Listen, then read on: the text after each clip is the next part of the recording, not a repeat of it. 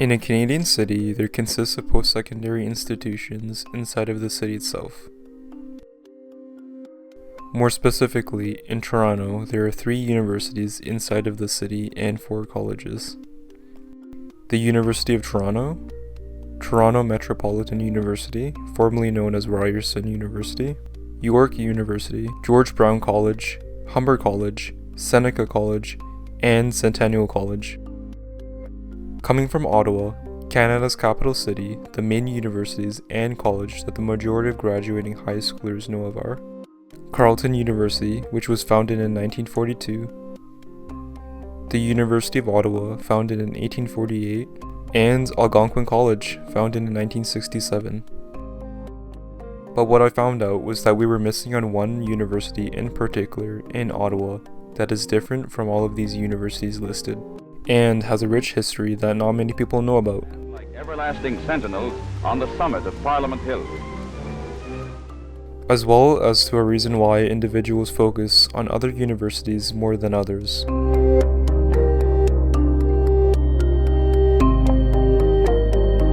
In 1857, Queen Victoria chose Ottawa to be the permanent capital of Canada.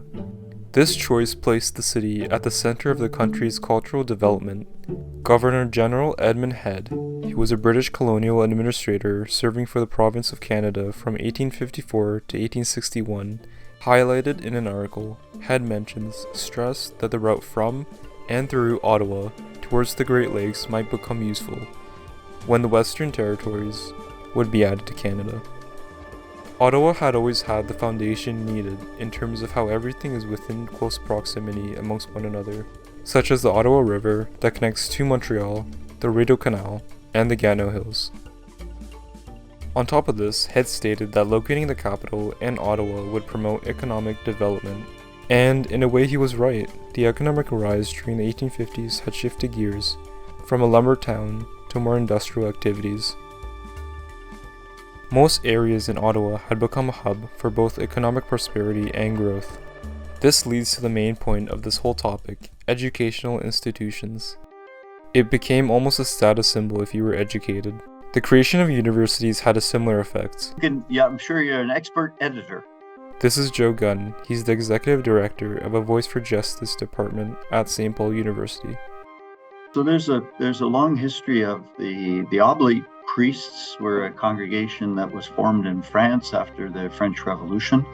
And in 1841, they came to Canada. In 1846, they established something called the College of Bytown, which was what Ottawa was known at the time.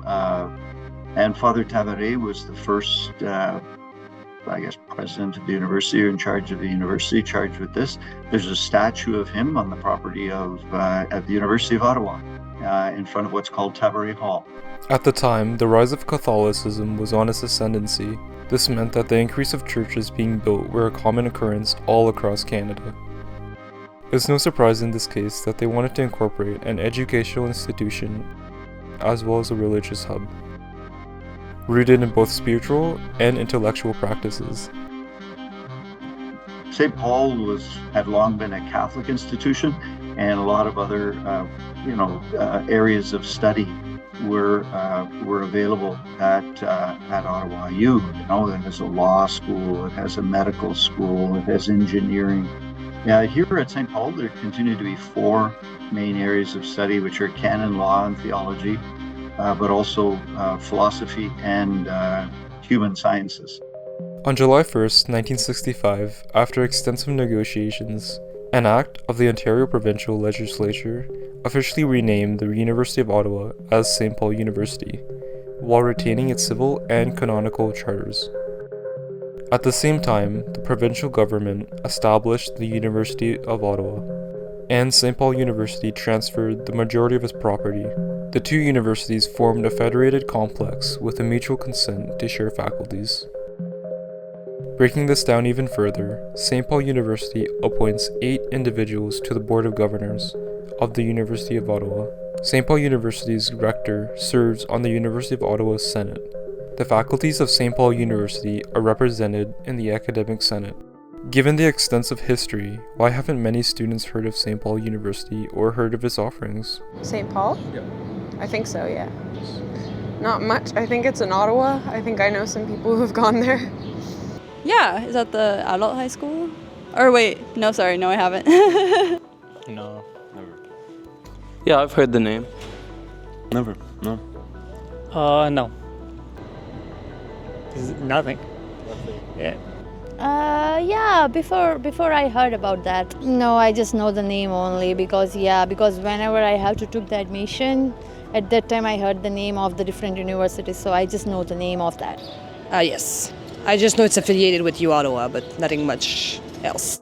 It is important to look firstly at the sheer amount of students enrolled in both the University of Ottawa and Carleton University.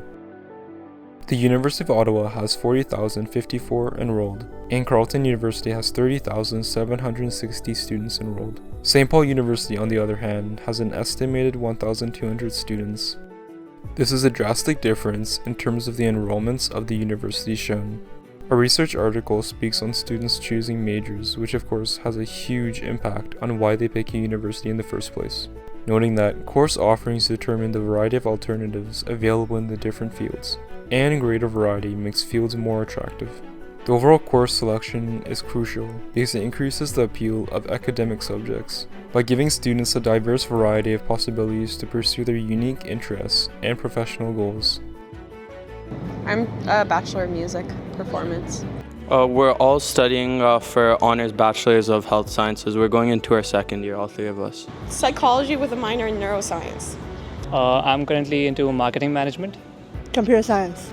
I'm in animation. Mathematics. I am a master's student in neuroscience.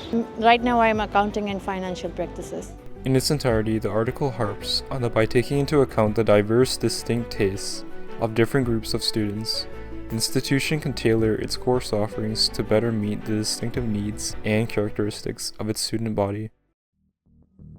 So there was a time when, one of the buildings here at St. Paul University was a seminary. It no longer is. It hasn't been for many, many years, but it was the seminary for oblates, men studying to be priests, young men studying to be priests. That hasn't been the case for a long time, but I think that kind of, brand maybe still exists in the mind of some people that St. Paul University is a Catholic university, or that I would have to be a Catholic to go there, or that I would have to, follow the Catholic faith. And of course, things have changed in Canadian society a long time ago, and continue to change. I find it fascinating, for example, that the incoming student union president in September is a young Muslim woman, which is fabulous. Some students may also be unfamiliar with St. Paul University because of its small campus and student population. With the amount of courses offered also results in the sizes of campuses being a lot larger.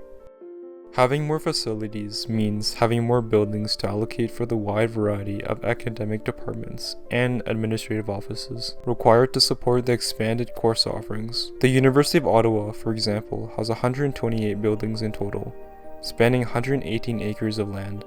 Carleton University operates in a similar way, where buildings are spread across a large campus area to house numerous faculties, residences, and administrative offices. Attending a larger campus size can be beneficial in many ways. However, in some cases, it can be a lot harder for students to get between classes and campus facilities. Smaller universities such as St. Paul University operate in a more close-knit atmosphere. The university only has 3 buildings: the residence building and the 2 main buildings. Its library, classrooms, academic departments, and administrative offices are all located inside of one building, making it a lot easier to move around from one room to another without taking much time. With a small campus, it fosters a strong feeling of community and easy access to services. We have smaller class sizes because the very fact that there are a fewer number of students here, you get that kind of personal attention.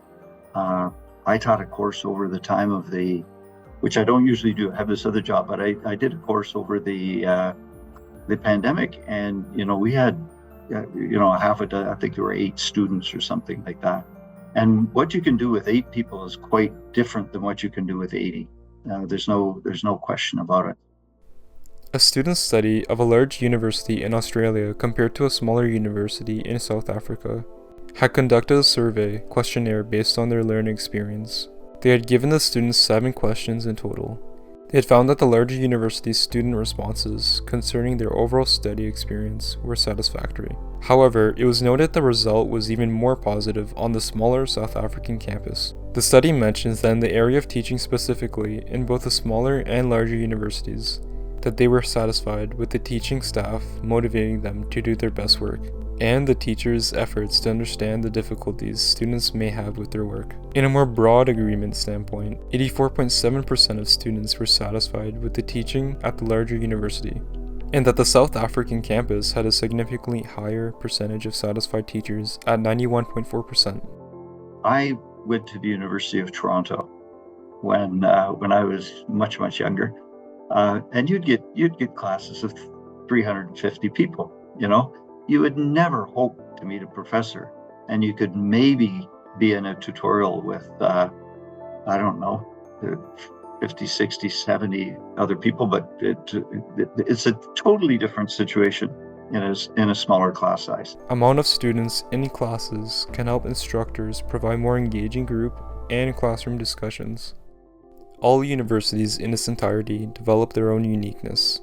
Using social media platforms can help benefit these smaller institutions' overall brand and image, as well as setting them apart from their competition. Jimena Yango, a SPUSA member who's in charge of coordination of communications and social events for St. Paul University, speaks on the benefits social media has had in recruiting students to St. Paul University. If you have creativity and imagination, you can just feel free to explore as much as you want and tell as many stories as you want with social media, and just bring any message with them. So that's the good thing, that social media gives us so many spaces to share a message.